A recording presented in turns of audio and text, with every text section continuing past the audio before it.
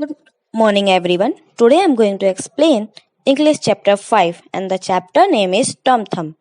This is a story about a person who is only one finger long. Okay? See, a woodcutter sat in his cottage one night, warming himself by the fire. His wife sat by his side spinning. How lovely, lonely it is, wife, said he.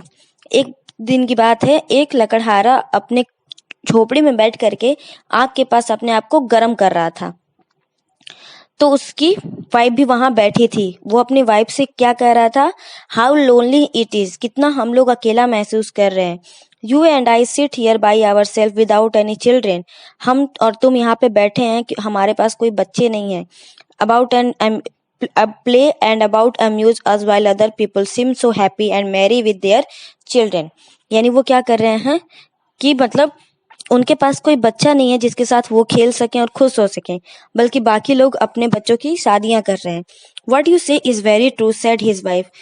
उनकी पत्नी क्या कहती हैं? तुम जो भी कह रहे हो वो बिल्कुल सही है। Saying and turning round the spinning wheel, और वो क्या करने लगी? फिर से जो इस व्हील को स्पाइन कर रही थी उसको फिर से स्पाइन करते हुए कहते हैं, how happy I should be if I had one child, कितना खुश होते हम लोग अगर हमारे पास एक बच्चा होता। Even it is were as big as my thumb, हो सकता वो अगर वो मेरे उंगली के बराबर भी होता तो भी मैं खुश होती। I should be very happy and would love it dearly, मैं तो भी उससे बहुत प्यार करती और बहुत खुश होती। Now odd as you may think it, this good women's wish was fulfilled, और आपको क्या हुआ कि जो उसने इच्छा की वो उसका विश पूरी हो गई। Not long afterwards she had a little boy who was quite healthy and strong but was not much bigger than your thumb, और उसके कुछ दिनों के बाद ही उसे एक बच्चा हुआ जो बस स्ट्रॉन्ग था, हेल्दी था, लेकिन उसकी हाइट कितनी थी? एक थंब के बराबर, यानी कि एक अंगूठे के बराबर।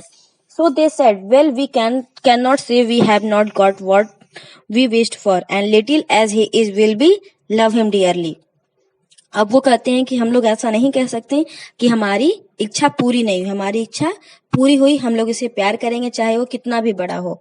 And they called him Tom Thumb, अब उन्होंने उसका नाम क्या रखा? Tom Thumb. They gave him plenty of food yet for all they could do he never grew bigger, वो उसे बहुत खाना के लिए देते थे, हर चीजें देते थे, लेकिन वो बड़ा नहीं हुआ। But was just the same size as he had been when he was born, वो उतना ही, जितना बड़ा वो पैदा हुआ था उतना बड़ा ही वो तब भी था। Still his eyes were sharp and sparkling and he soon showed himself to be a clever little fellow, और उसकी आंखें छोटी छोटी थी, स्पार्कलिंग थी, और मतलब बाकी बच्चों की तरह ही चालाक था, लेकिन उसकी हाइट नहीं बढ़ी थी। One day as the woodcutter was getting ready to go into the forest to cut wood, एक बार वुडकटर जंगल में जा रहा था लकड़ी काटने के लिए, तो वो he said, I wish I had someone to bring the cart after me for I want to make haste। वो ये बोलता है कि I wish I had someone, वो क्या कहता है कि मैं ये सोच रहा हूँ कि मेरे साथ कोई आए मेरा कार्ट लेकर के मेरे पीछे, ताकि मैं जल्दी जा सकूं। Oh father, cried Tom, I will make sure that the cart is the wood by the time you want it। तो टॉम क्या कहते हैं? पिताजी आप जाइए, मैं आपको श्योर करता हूँ कि आपको जब कार्ट चाहिए होगा तब कार्ट आपके पास होगा। The woodcutter laughed and said, how can that be, you can not reach up the horse bridle. The woodcutter laughed, woodcutter हंसते हुए कहता है कि ये कैसे हो सकता है, तुम तो हॉर्स ब्राइडल के कान तक भी नहीं पहुंचते। Never mind that father, said Tom, वो कहता है कोई बात नहीं। If my mother will only harness the horse I will get in to his ear and tell him which way to go, अगर मेरी माँ मुझे बस उसके हार्नेस तक पहुंचा दो तो मैं उसके कान के पास जाकर उसे बताऊंगा कि किस रास्ते जाना है। Well said the father, let us try this for once, तो उसके पिताजी कहते हैं चलो एक बार कोशिश करते हैं। So the mother harnessed the horse to the cart and put Tom into his horse ears, और माँ उसके हार्नेस के पास ले जा करके क्या करती है? टॉम को उसके कान में बैठा देती है। As he sat there, Tom told the horse how to go, crying out। और जब वो वहां बैठ जाता है तो टॉम हॉर्स को बताता है कि कैसे कहाँ जाना है। Go on and stop as he wanted, जहां उसको जाना होता था वहां go on बोलता था, जहां स्टॉप होना था वहां क्या बोलता था? Stop. and thus the horse went on just as well as if the woodcutter had driven it himself into the woods. और वो हॉर्स को वहां तक ले जाता है जहां पे उसका पिता हॉर्स को ले जाना चाहता था. It happened that as the horse was going a little too fast and Tom was calling out gently, और जब वो तेज चलने लगता था तो टॉम क्या कहता था? जेंटली जेंटली, धीरे धीरे. टू स्ट्रेंजर्स केम अप, उसमें से दो स्ट्रेंजर्स आते हैं. What an old thing that is, said one. ये कहता है ये क्या हो रहा है?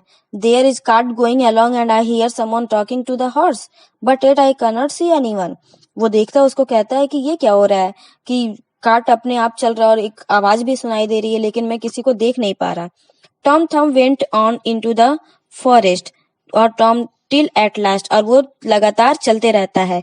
He came to the place where the wood cutter was, और वो वहां पहुंच जाता है जहां पे वुड कटर था. On seeing his father he cried out, अपने पिता को देख के वो चिल्लाता है. See father, here I am with the cart, all right and safe. वो क्या कहता है कि देखिए पिताजी, मैं यहाँ पे बिल्कुल सही सलामत आ गया. नाउ टेक मी डाउन, अब मुझे नीचे उतारिए. So his father took hold of the horse with one hand and with the other took his son out of the horse ear and put him down upon a straw where he said happily.